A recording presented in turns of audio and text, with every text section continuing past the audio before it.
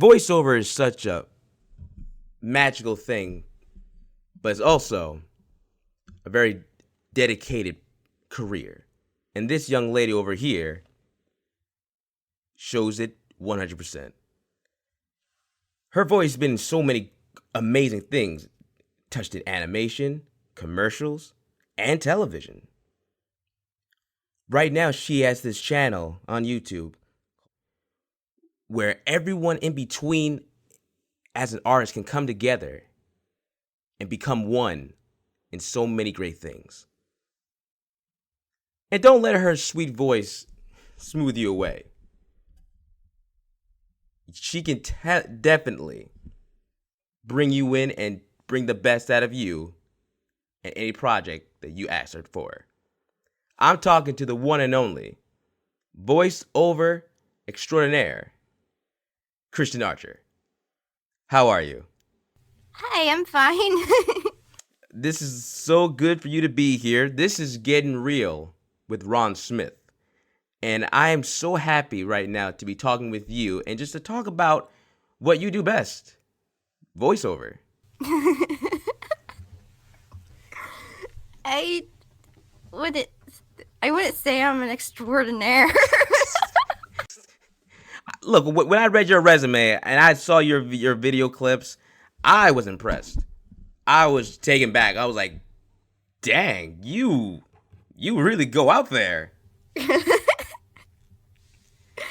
Yeah, I just recently fixed up my resume, updated it for this year because I had to remove some things that really didn't make the cut anymore. Yeah, that's always the business. You know, every year you gotta get a new demo. You gotta continuously improve yourself. You know, you can't stay stagnant. Oh yeah, I had to do auditions every week. So with that, let's go on about how it all began with you. Like, what inspired you to do voiceover? Well, I think I've wanted to do it since I was a kid, but for years and years, it was in the back of my mind. It's basically I just wanted to act and sing when I was a kid. That's what I wanted to do when I grew up. And then I grew up and I kind of forgot about voiceover and not really acting, but the voiceover.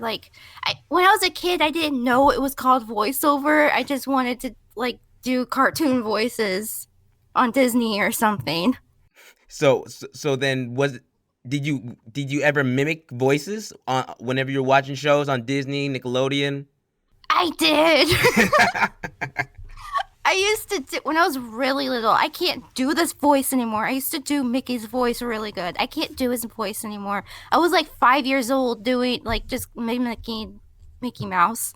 I don't know how I did it, but it's gone now. Oh man, and I can imagine your family or friends were all like, "Whoa, you got it on point. You got it right there." Yeah, he would always ask me to do his voice. I was like, "Oh, it's just sound like Mickey," and I don't know how. I was 5 years old. So at 5 years old, cause that's like all of us, we watch our favorite cartoon shows, whether it be the Rugrats, SpongeBob, Powerpuff Girls, anything in between there. We always watch those shows, but for you, that joy was there, But when did you feel like you said you liked acting, but you didn't know this was a thing, like voiceover. You didn't know that was what was called. So when did that transition begin? When I wanted to when I knew what voiceover was and wanted to do it. Is that what you mean? Yes. It was 2011. There was, I was on a fan site for Kingdom Hearts. I forget which one it is. It's one of the big ones. It's probably a lot. It's probably a lot of them. And they were doing like an audition for like one of their fan projects. It was like one of the trailers that just came out that year. And my friend, I was talking to him on one of the messengers, and he was like, "You should do it. You have a voice for it. You should try for it." And I was like, "Okay." Sure, what? I'll give it a shot. I was like, "Oh yeah, I wanted to do this stuff when I was a kid." I was like, I tried it. I didn't get it, but it was like my first audition for that kind of thing, and I just stuck to it. Nice. Okay, there you go. And because of that, did that really put that spark in you, or were you like so embarrassed that you're like, no, I don't want to do this again. I bombed it. No, I was actually impressed with myself.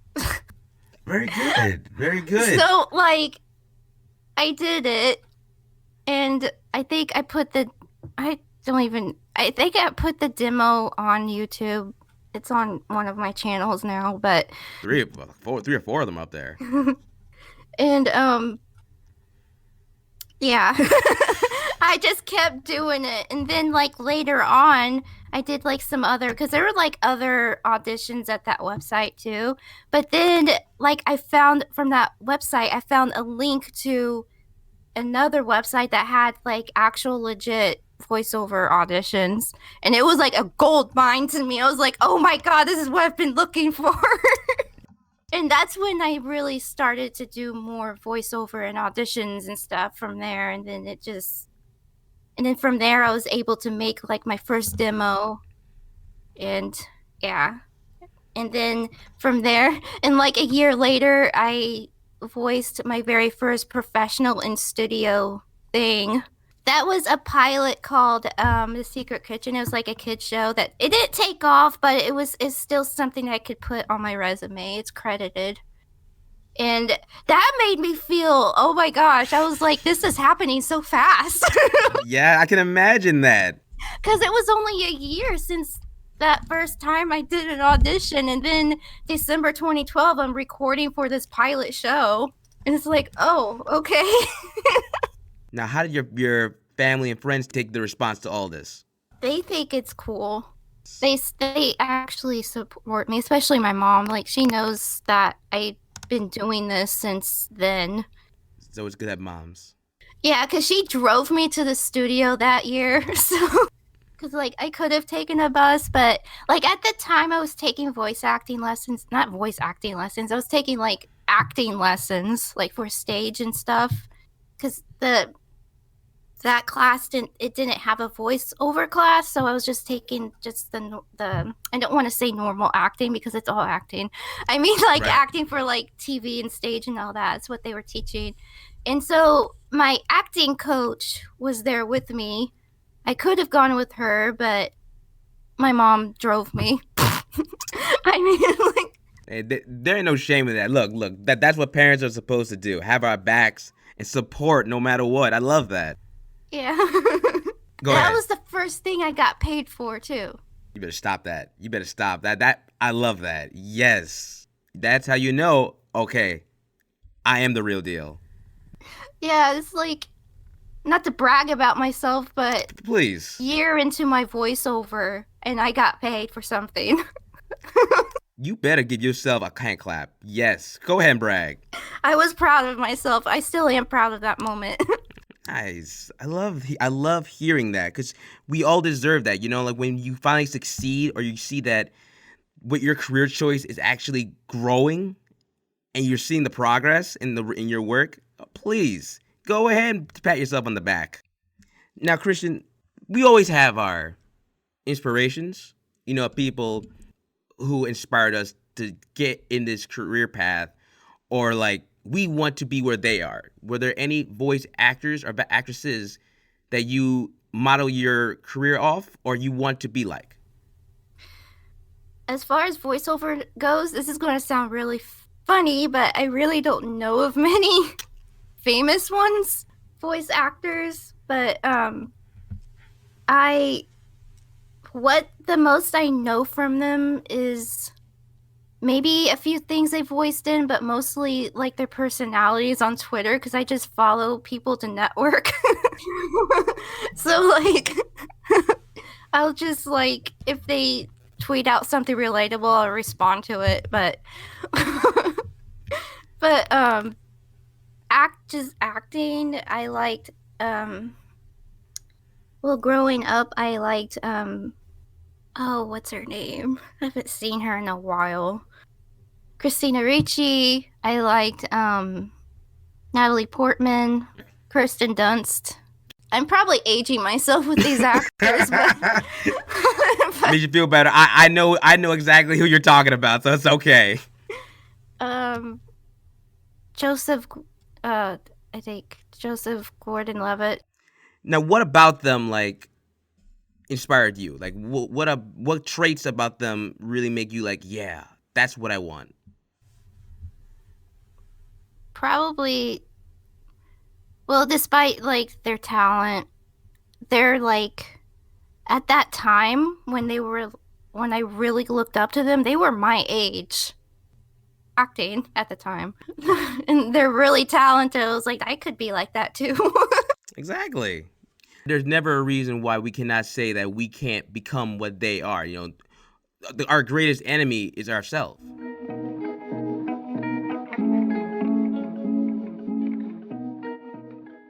With that, you know who inspires you and you know the work ethic of voiceover. But for the people on the outside, they think, oh, all you do is make funny voices. I can do that. Oh, I can sound like Porky Pig. I can sound like a SpongeBob. But they don't see the real work. They don't see the hustle and grind. What have you done, as in the money you spent for voiceover classes, acting classes, the equipment to continue to improve your mic level for the voice work, the editing? What has been the progress for you to continue to grow? Well, as far as the microphone, I have two. This one I'm talking through right now is just for like talking and YouTube and stuff like that. And then the one behind me is my voice acting mic. I got that microphone, the voice acting mic for Chris. Well, I don't want to say it was with my Christmas money, basically. That's fine. There's no shame in that. In 2013, I've had it since. I think it was 2013, something like that. This microphone right here, I bought half of because I thought I needed to replace the voice acting mic, and it turned out I didn't. But when I thought I feel so bad about this because I asked my viewers to help me out to get this microphone. Why would you feel bad? You have nothing to feel bad for. Because I'm speaking through a blue snowball, and it was only $50. But at the time, I didn't have 50. I was like, I could pay half of it. That's look. That's life. $50 to some people, like, oh, that's not that much. But $50 to us, you're like, look, I can barely pay my gas. Okay, so $50 is like $5 million to me. Yeah, and then come to find out, my voice acting mic is considered a professional microphone, and there's nothing wrong with it. And then after I realized that, and like I sorted whatever problem I had with it, I felt so bad. I was like, oh my God. But yeah, that's how I got these microphones. Sometimes you find out in other ways of like, oh, wait a minute, it wasn't that bad. Oh, crud. Okay, but it's okay. But it doesn't mean you have to beat yourself over it. People are gonna tell from your honesty that you didn't mean to. You know what I mean? Yeah.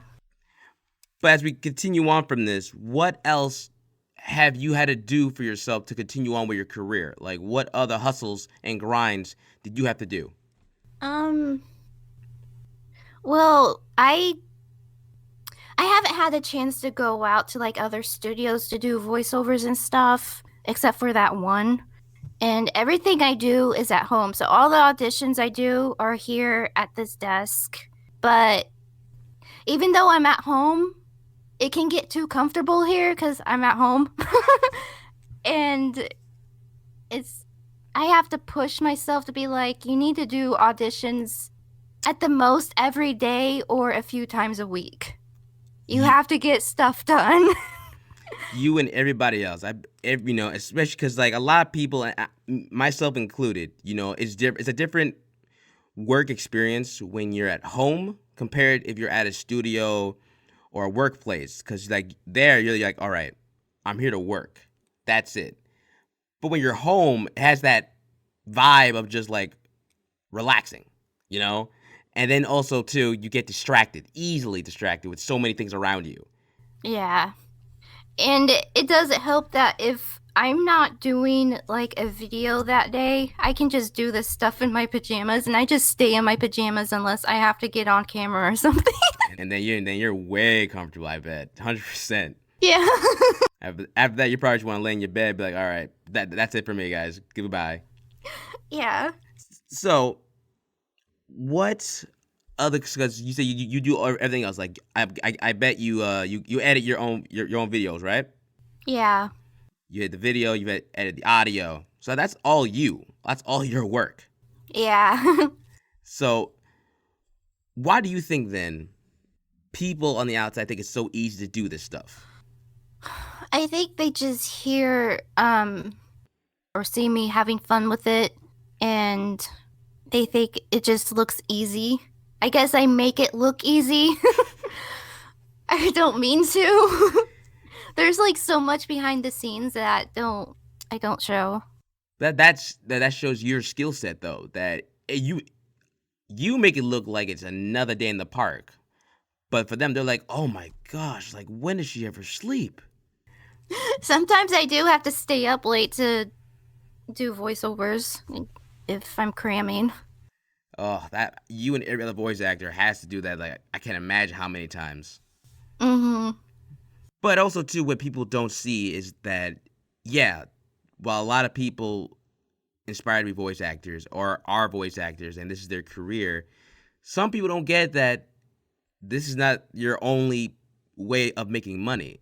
Sometimes you got to work part time. Others are in school getting other degrees to keep them afloat. So with you, are you in that same field as well? Kind of.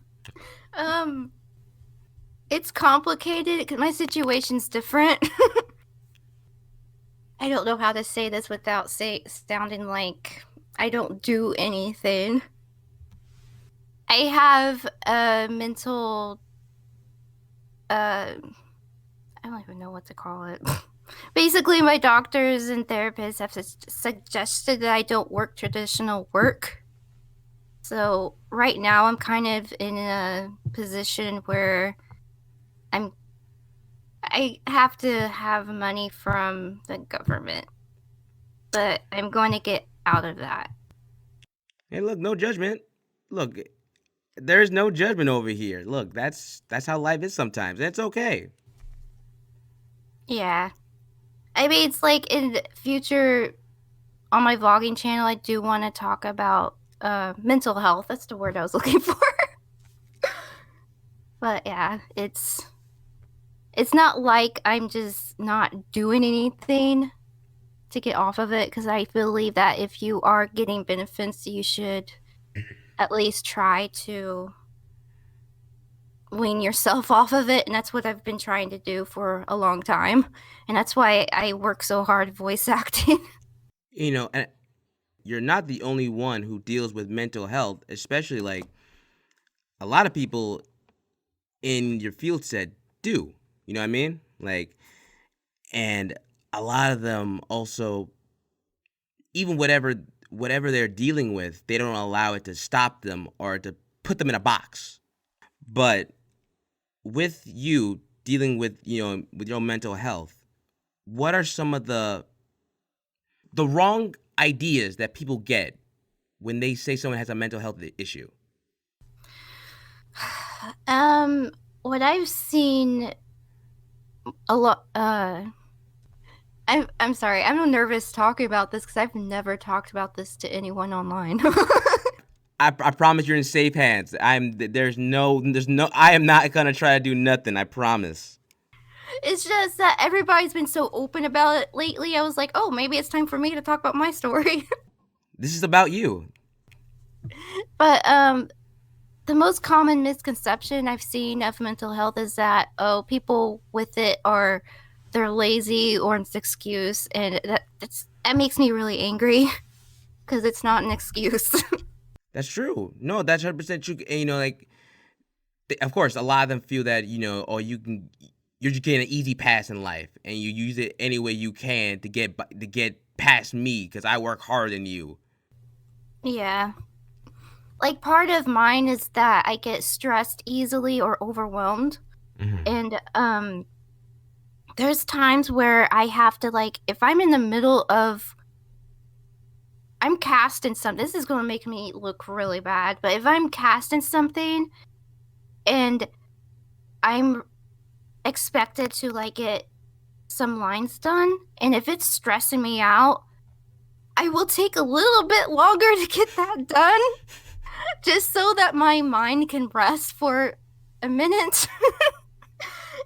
So you're saying, like, if there's a certain time date for you to get it done, and you kept messing up, you be like, oh no, I'm not even gonna do this anymore. I'm gonna take a break. Yeah, like for a few days. I If get I it. have enough time, if I have enough time to take a few days. That that's and right there, that's not a problem. I guarantee you too. So many people do that as well. But for people who don't understand it, who are they to judge you? You know what I mean? Mm-hmm. Like, none of us have a right to pick at you and say this is how you're supposed to do it. The way you just did it is not the right way. Who's who has the right way? We all do it our own way to get it done. Yeah. And with anything that any person deals with, we don't allow it to hold us back, and we shouldn't let it. But I think the way the public and the fan bases look at it, some either they don't get it or they don't want to get it. If you get what I'm saying, Yeah. you are just doing what you love, and you made it yourself to say, I don't care what people say. I don't care what I'm dealing with myself. I know what I have and I know what I am, but that's not going to stop me from achieving my dream. Yeah. And the way you work, the way you put yourself, you inspire a lot of people and say, hey, she's dealing with stuff, but look at her. She's living her life. Christian's doing what she loves. That means, and now you know what? I could do it too. Is that what you want for yourself, to inspire people to do what they want to do? Yeah, and eventually when I do like officially come out with like, oh, I have a mental health issue too. I hope someone like people out there are understanding cuz I see people talk about like the common stuff, and what I plan to talk about isn't so common. It's different. So Mm-hmm. I don't know. I just hope they're understanding and not. I mean, I know people are going to be judgmental, but I just hope there's like a majority that are understanding. No matter what, people will always want to be negative, will always want to pick at you. And that's just something that we got to just take on the chin and just take as it is, no matter what. But when you do feel comfortable of finally letting it all out, I guarantee you so many people are going to just say, thank you for saying that, because I've been dealing with the same thing. And they're going to look at you and be like, Trisha's amazing. She is just awesome. I hope so. Now with that, I want to just now because I want to talk about your work. 'Cause I'm gonna go down the list. Okay, Okay. I wrote down your resume. I want you to explain to me either which one of the work you did was your favorite, which one was the hardest to work on, and which one you wish you can go back to do it again. Okay. All right, we got over here. I'm gonna make sure I spelled it right. It's Astrid going home again. Oh, Artist and Going Home Again? Yes. That was a visual novel video game. It was like one of the first things I did. I think, no, wait. Well, it was one of the big first big things I did, voiced in. Really, you sounded very like you've been doing it for years. I'm actually surprised. I did that from 2014 to 2016. Because in that one, only the main character has a voice. So I voiced her in the game and in their trailers. And in the end result, what'd you think about your work? I really enjoyed that one. That one's one of my favorites. That's awesome. Okay, Elf Legacy. It's about it's basically like an anime style show about just like a magical girl genre type thing. Okay, that's pretty cool. Yeah. And I voiced one of the main characters in it. Now that's awesome. I bet you were so thrilled to get the role. Yeah. How long did it take before you got the answer that you got it? Let's see. I auditioned for that in it was early 20 wait, yeah, 2018, and then in the spring is when I found out. So, it wasn't too long after. I bet you were so happy. Mhm. Yeah, because before that in 2017, I don't remember if I even did much in 2017. I think that's the year where I just didn't do too many auditions. And so in 2018 I was like, I need to jump and I need to like get back to work. And so I was really hoping to get something new because I just everything on my resume at that point was just really old. And so I was really happy when that came along. And then I just got more stuff and well, I got a few more things in 2018 and then 2019, not really. I can't remember. One year's always better than another year because every other time is a roller coaster. I promise you that. Ugh. The Pumpkin Story. Oh yeah, that is one of my favorites too. I'm glad you said that because when I was listening to some of your work, The Pumpkin Story was my favorite. Yeah, that was a thing that I just jumped into last Halloween, Halloween of 2018.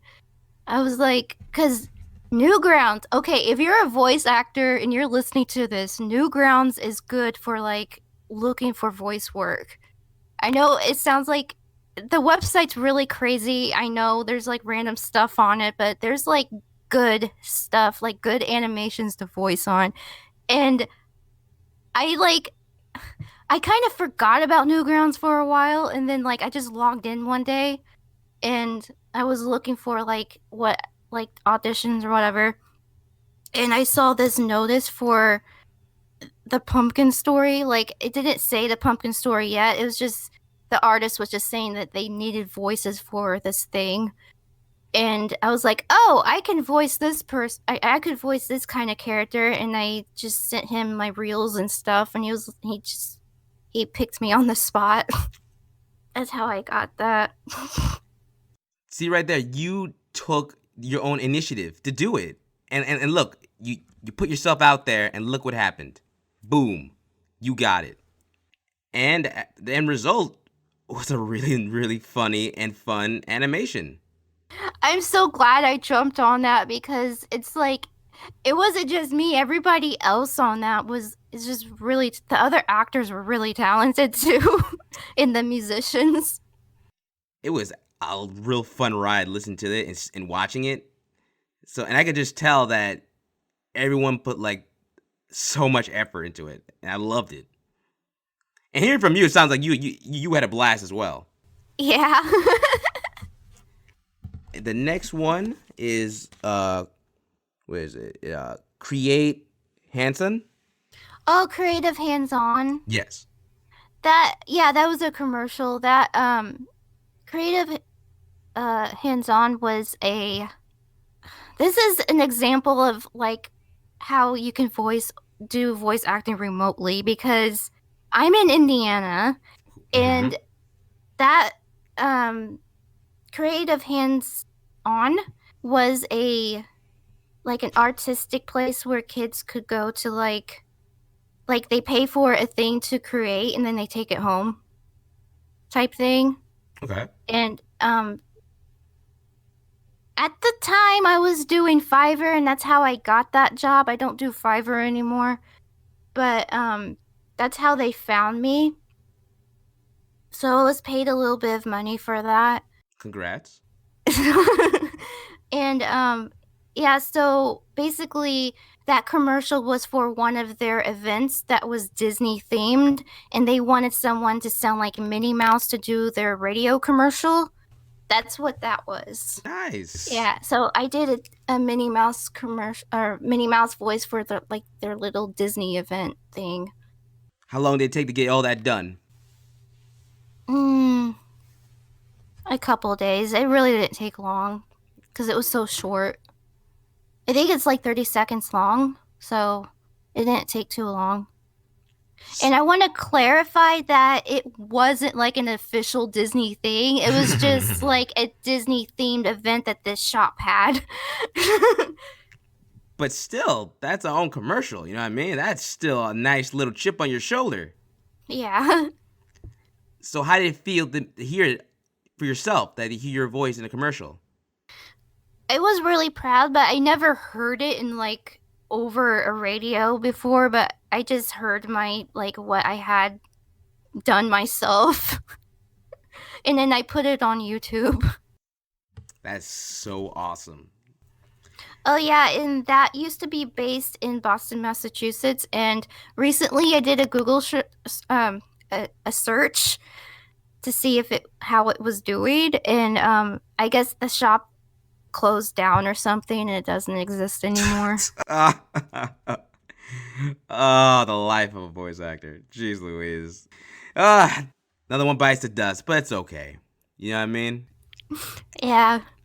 At least you know that you did it, and it's on yourself that, hey, I have it, and it's all good. And the last one here is The Secret Kitchen. Yeah, that is the studio pilot I did. Yeah, that was the very first like professional in studio thing I ever did. And that was the one I mentioned earlier that I got picked for like a year after I started voice acting. That is awesome. Mhm. So I mean, and look, that says television. So I can imagine, especially after just a year in, it's probably overwhelming. Yeah. It was meant to be for television, but no one would pick it up. Of course. But I still labeled it as television because it was meant for that, but You're not lying. I think the full episode, because we did one episode and it was just that pilot, and I think it's on YouTube. I think. And now, was it hard to get it all done? We booked the studio for like 6 hours that day. Whew. Yeah, so it took about 6 hours. And plus we had to like stop in the middle of the day for lunch, of course. Gotta eat. I mean, come on now. Mm-hmm. But when it was all said and done, were you proud of it? Yeah. I mean, I haven't. I mean, I was proud of myself while I was recording it, but I never watched it before. And they sent me a copy of the DVD, and I was like, I've never watched it. It's like listening back to like work of yourself. Like I heard so many people like we all hate hearing our voices again. You're like, oh, I sound so cringy. Oh. I heard Johnny Depp does that. Like, he never watches his own movies because of that. And I can understand it completely. Because that's you. Like, only you are going to look at yourself like, oh, why did I say this?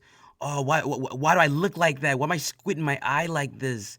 But, like, when another person looks like, what are you talking about? You're fine. No, don't you see? Oh. Yeah, they don't see what we see.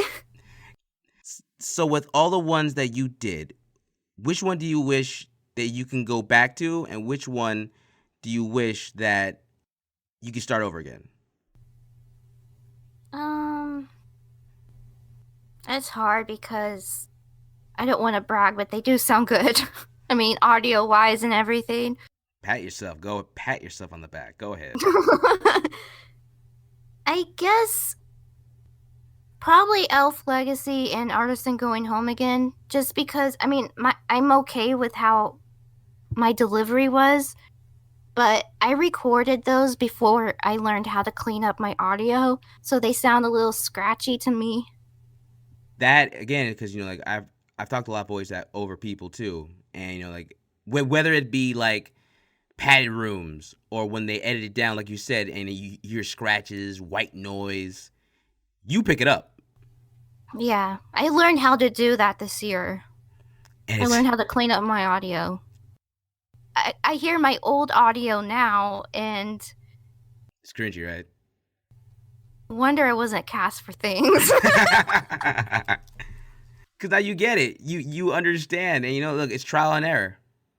You're not gonna learn until you do it, and then when you finally learn how to fix yourself up, you're like, oh, well, that could have been fixed so easily. I just didn't do that. Again, I'm talking to Kristen Archer, and I know that you brought up before that you've also dabbed yourself around YouTube. Yeah. I read about it, but please dab more about it to everyone else.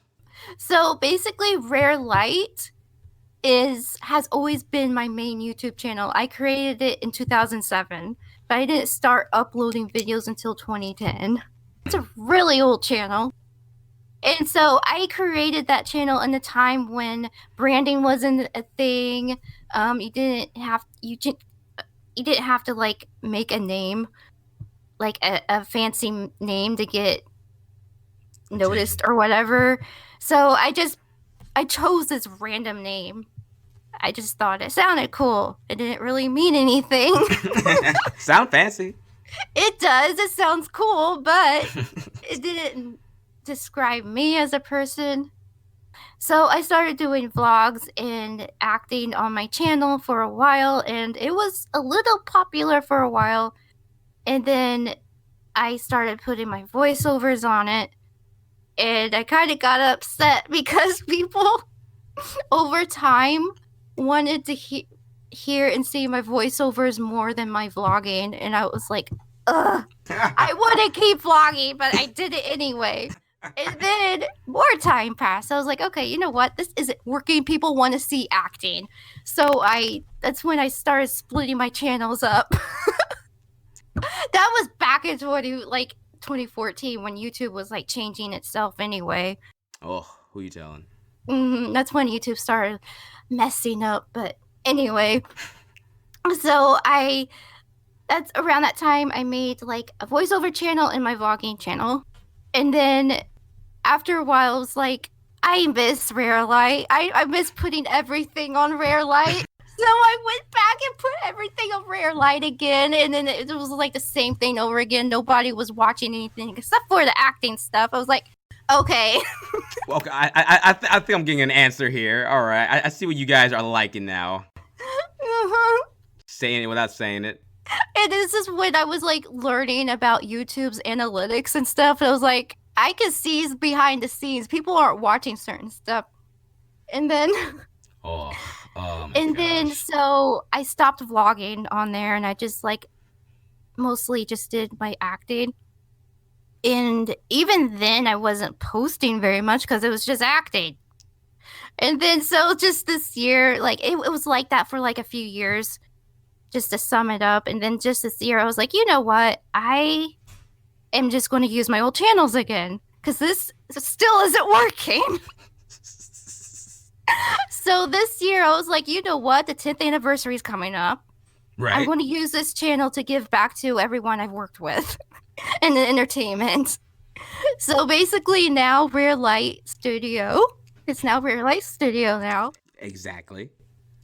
So it's basically a place where I can collab with other people and give like basically help promote other people and maybe do interviews sometimes. I'm an introvert, so I probably won't do interviews very much. Please, you're talking to an introvert right now. Come on now. You can do it. I believe in you.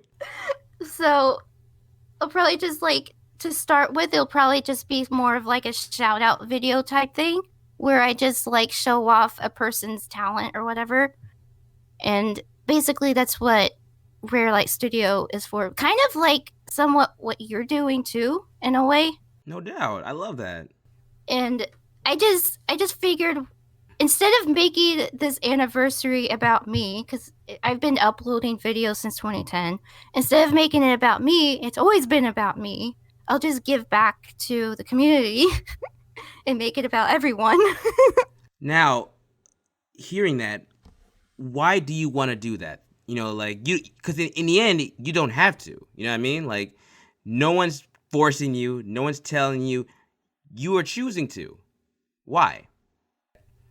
Because this year I was thinking, like earlier this year, I was thinking I really want to collab with people, and mostly through like fan works and stuff. Because I haven't done fan works in so long, I miss doing fan projects. But I was like, it would be cool if I just created like an online studio for that kind of thing. And then something was nagging me in the back of my mind, thinking, you know what, Rare Light would be perfect for that. And I was like, nope, nope, nope, I'm not changing it, nope.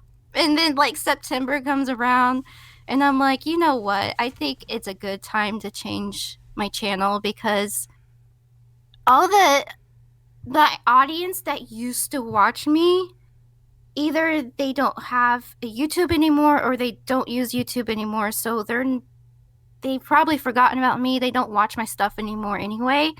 So I was like, okay, why don't I just do this studio thing? And on top of collaborations, I can just use it to also lift up other entertainers and whatever, and artists and, that kind of thing.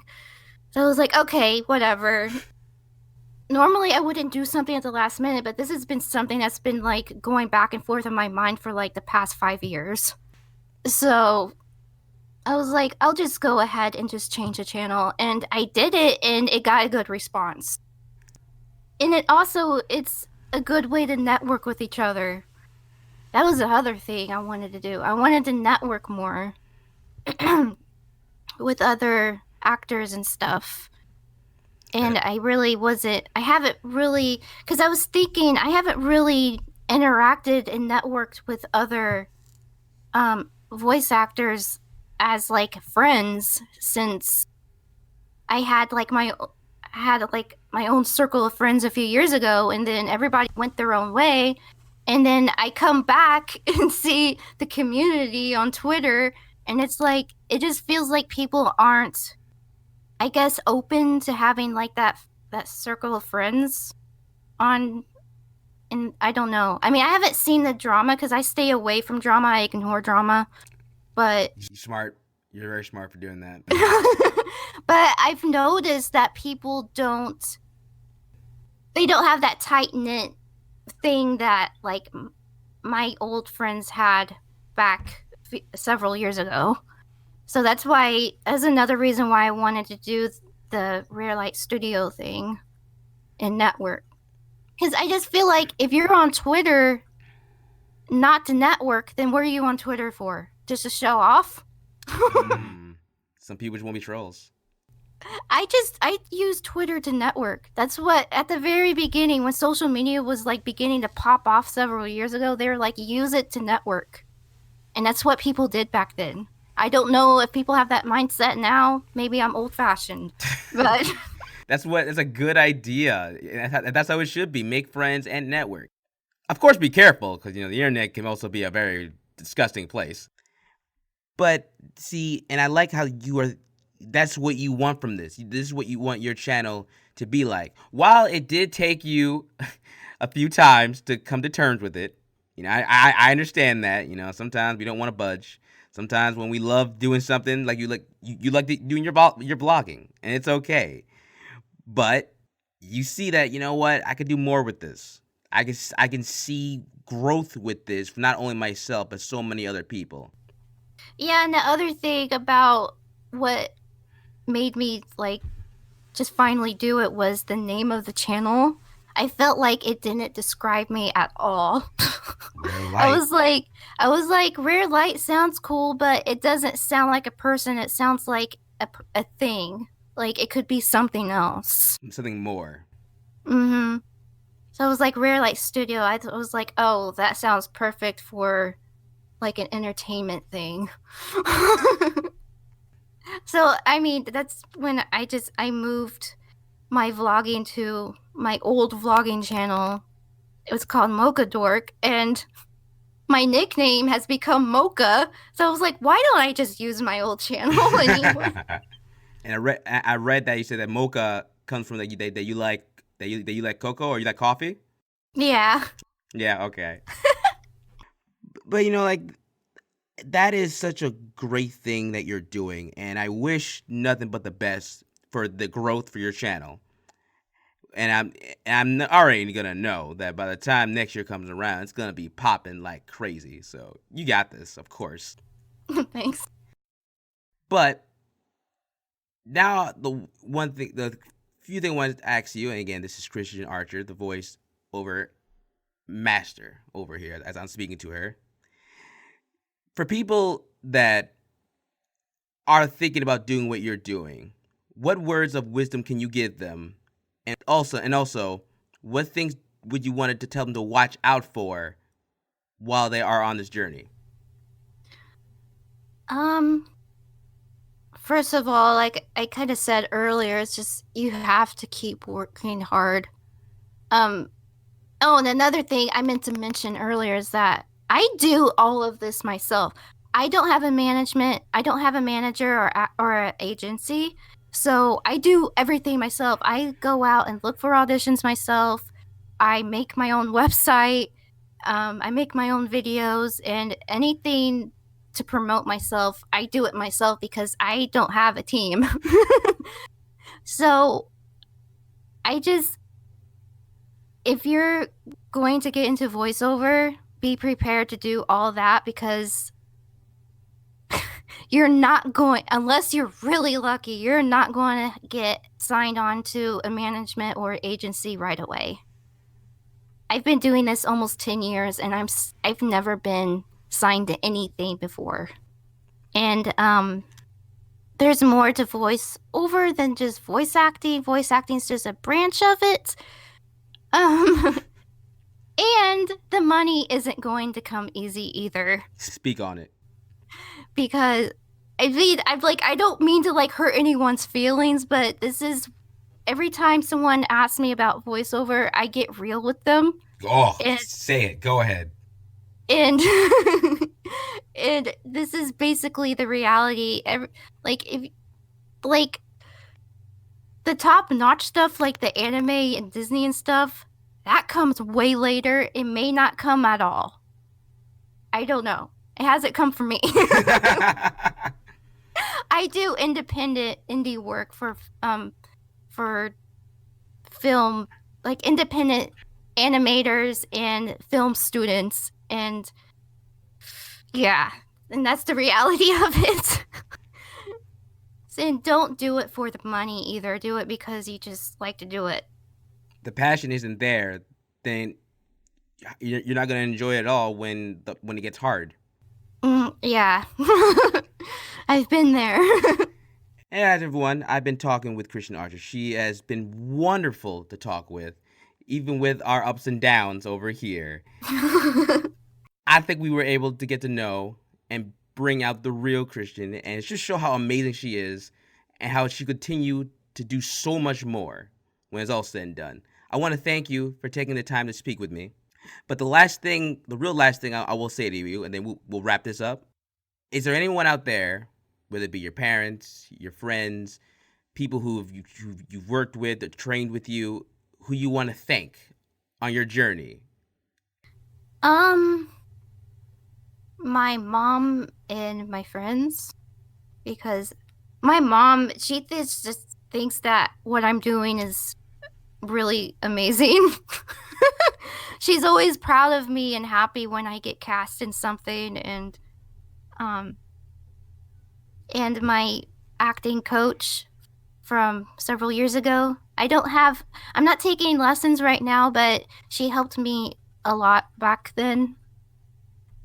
And my friends, like my best friend who is a singer, so she understands because it's kind of similar what she's doing audio wise, of course. We use microphones, but she she's really helpful and encouraging in it, and I don't know. Everyone I know basically thinks that it's a cool thing I'm doing, and they don't think it's like something I is impossible or shouldn't be doing or whatever.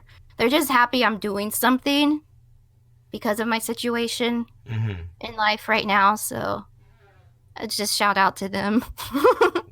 Well deserved. And you know what? We do.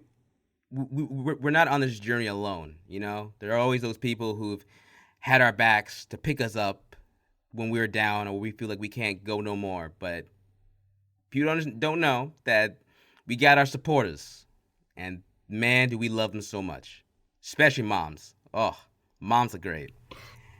Yeah.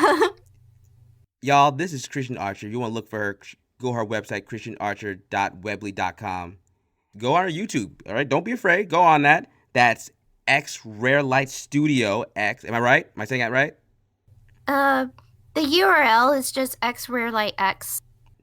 Go on that, guys. Follow her, subscribe to her, and I guarantee you won't deny it, and you're going to love it. This is Getting Real with Ron Smith. I spoke to the great Kristen Archer.